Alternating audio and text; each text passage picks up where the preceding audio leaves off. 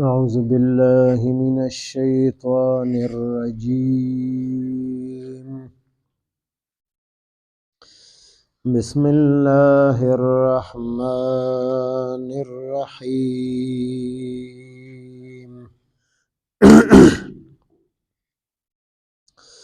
لن يستنكف المسيح أن يكون عبدا لله ولا الملائكة المقربون ومن يستنكف عن عبادته ويستكبر فسيحشرهم إليه جميعا. فأما الذين آمنوا وعملوا الصالحات فيوفيهم أجورهم ويزيدهم من فضله. وأما الذين استنكفوا واستكبروا فيعذبهم عذابا أليما ولا يجدون لهم من دون الله وليا ولا نصيرا. آمنت بالله صدق الله مولانا العظيم.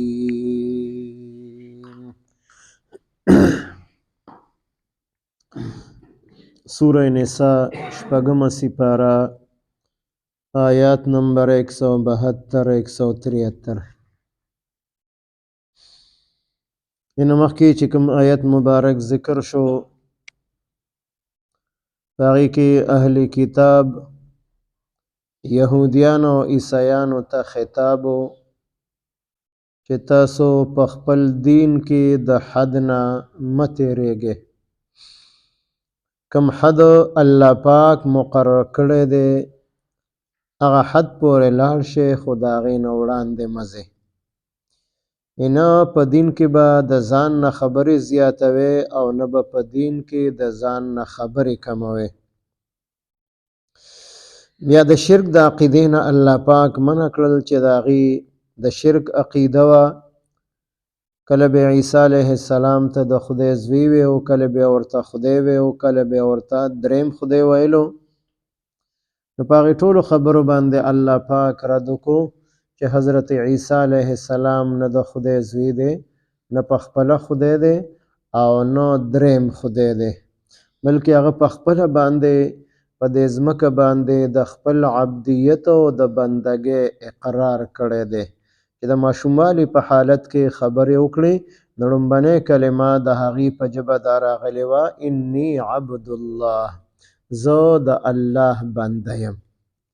دې دپاره چې دا خلق وروستو بیا په خدایۍ کې شریک ونه ګرځئ. نو د ماشوموالي په حالت کې د دې اعلان او اقرار کړی و چې ای خلقو تاسو خبر شئ چې زه د الله بنده یم، د الله رسول او د الله پیغمبر یم. نو حضرت عیسی علیه السلام هغه خو په دې ځمکه باندې هم د خپل عبدیت اقرار او اعلان کړی دی او اسمان ته الله پاک ژوندی خېجولی دی. نو که هلته هم ترېنه څوک تپوس وکړي بیا به هم انی عبد الله، او چې قیامت کې ته نږدې دې ځمکې ته راکوز شي او بیا هم ترې څوک تپوس وکړي نو همدغه خبره به کوي انی عبد الله، زه د الله بنده یم. نو حضرت عیسی علیه السلام په دې خبره باندې شرم نه کوي چې دی ځان ته عبدالله ووایي، د الله بنده ووایي. نو تاسو څنګه هغه ته خدای وایئ، یا ورته دریم خدای وایئ یا ورته د خدای زوی وایئ. نو دا عقیده ستاسو باطله او غلطه ده، ځکه عیسی علیه السلام دغه عقیده نه ده، د خپل ځان متعلق کوم عقیده چې ستاسو ده. بیا مشرکانو به فرشتو ته د الله پاک لوڼه ویل او د هغې په شکل باندې د زنانو په شکل باندې بوتانې جوړ کړي وو، نومونه یې ورله ایښودلي وو، د هغې عبادت به یې کوو. نو فرشتې خو په خپله د الله پاک عبادت کوي اغیم د عبدیت اقرار او اعلان کوي چې موږ د الله بندگان یو، موږ د الله عبادت کو. نو اغیم د الله د عبادت نه شرم نه کوي، او عیسی علیه السلام هم د الله د عبادت نه شرم نه کوي، انکار نه کوي. نو تاسو څنګه وایئ چې فرشتې د الله لوڼه دي یا عیسی علیه السلام د الله زوی دی یا ورته خدای وایئ؟ بیا چې کوم خلق د الله د عبادت نه انکار کوي او په دې کې ورته شرم ښکاره کیږي او د غیر الله عبادت کوي، په هغې ورته ځان ښه ښکاره کیږي، نو دا د دې د تکبر او د لویۍ نښه ده چې د الله د وحدانیت نه منکر دي.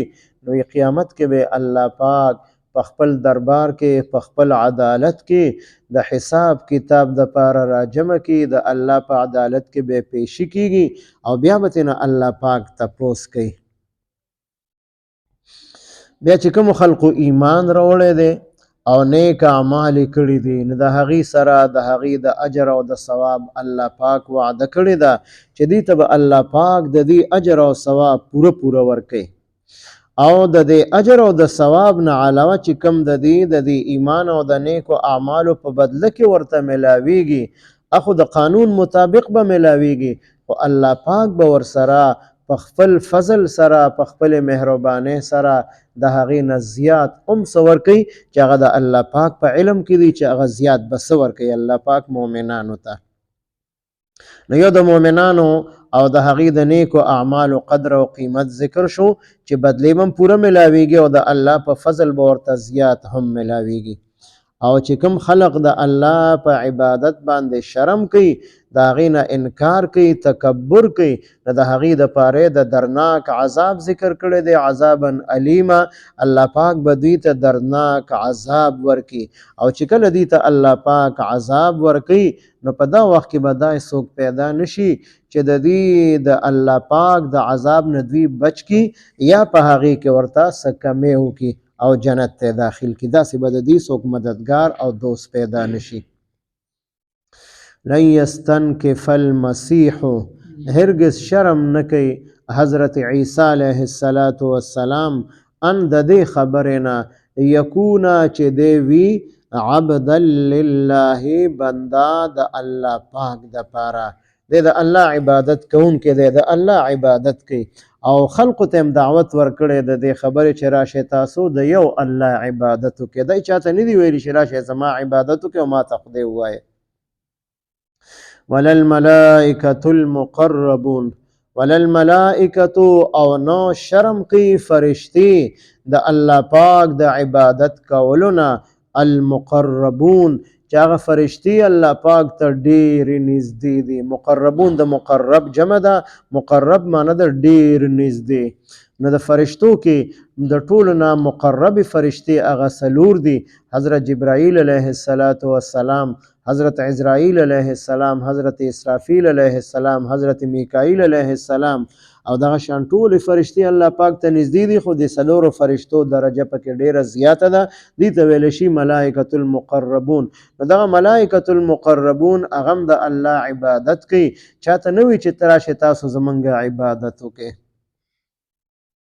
ومن یستنکف، او څوک چې شرم وکړي عن عبادته، د الله پاک د عبادت کولونه، د الله د بندګۍ کولونه، ویستکبر، او تکبر او لویي وکړي، فسیحشرهم، نو خامخا الله پاک به راجمع کړي دوی لره الیه خپل ځان ته، جمیعا ټول په یو ځای، دا ټول مخلوقات به الله پاک د قیامت په میدان کې راجمع کړي د حساب کتاب دپاره. نو بیا به دوه قسمه خلقي، یو به مؤمنانی یو به کافرانی. د دوانو حالت ذکر کوي چې دوانو ته الله پاک په آخرت کې په قیامت کې څه ورکوي.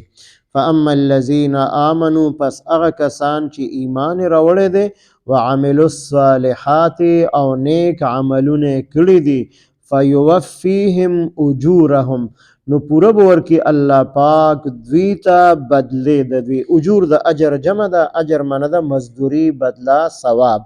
ثوابونه به ورته الله پاک پوره ورکړي د ایمان او د نیکو اعمالو په بدله کې. خو د پوره اجر او ثواب نه علاوه دویمه وعده الله پاک د مؤمنانو سره کوي ويزيدهم او زیات به ورکي الله پاک دوی ته د دغه اجر او ثواب نه علاوه من فضله په خپل فضل سره. دا به د الله فضل او مهرباني وي چې اجر او ثواب هم ملاویږي او د هغې نه زیات هم ملاویږي. دا خو د مؤمنانو سره وعده شوه. اوس د کافرانو ذکر کوي واما الذين استنكفوا او هغه کسان چې هغې شرم وکړو د الله د عبادت کولو نه واستکبروا او تکبر او لویي وکړله د الله د عبادت کولو نه فیعذبهم نو عذاب به ورکي الله پاک هغوی ته عذابا الیما دردناک عذاب دردولی شوی عذاب ورته الله پاک په جهنم کې ورکي ولا یجدون او دی به بیا نمومي لهم د خپل ځان د پاره من دون الله سوا د الله پاک نه ولیا څوک ولی څوک دوست ولا نصیرا او نه څوک مددگار. نو به څوک دوست پیدا شي چې د دوستۍ په بنیاد ور سره سفارش ورله وکړي او نه به څوک مددگار پیدا شي چې مدد ور سره وکړي او د الله د عذاب نه اخلاص کړي. لن یستنکف المسیح هرگز شرم نه کوي حضرت عیسی علیه السلام ان د دې خبرې نه یکون عبدا لله چې دی وي بنده د الله ولا الملائکة المقربون او نه مقرب فرشتې د دې نه شرم کوي د الله د عبادت کولو نه. ومن یستنکف عن عبادته او څوک چې شرم وکړي د الله د عبادت کولو نه ویستکبر او تکبر او لویي وکړي فسیحشرهم نو زر دی چې الله پاک به راجمع کړي دوی الیه خپل ځان ته جمیعا ټول په یو ځای باندې. فاما الذین آمنوا پس هغه کسان چې ایمان راوړی دی وعملوا الصالحات او نیک عملونه کړي دي فیوفیهم اجورهم نو پوره به ورکړي الله پاک دوی ته اجرونه ثوابونه بدلې د دوی ویزیدهم او زیات به ورکړي دوی ته من فضله په خپل فضل سره. واما الذين استنكفوا او هغه کسان چې هغې شرم وکړو واستکبروا او تکبر او لویي وکړله فیعذبهم عذابا الیما نو الله پاک به دوی ته عذاب ورکي عذابا الیما دردناک عذاب ولا یجدون لهم او دی به بیا نمومي د خپل ځان د پاره من دون الله سوا د الله پاک نه ولیا څوک دوست ولا نصیر او نه څوک مددگار. اللهم صل على سيدنا محمد وعلى آل سيدنا ومولانا محمد وبارك وسلم.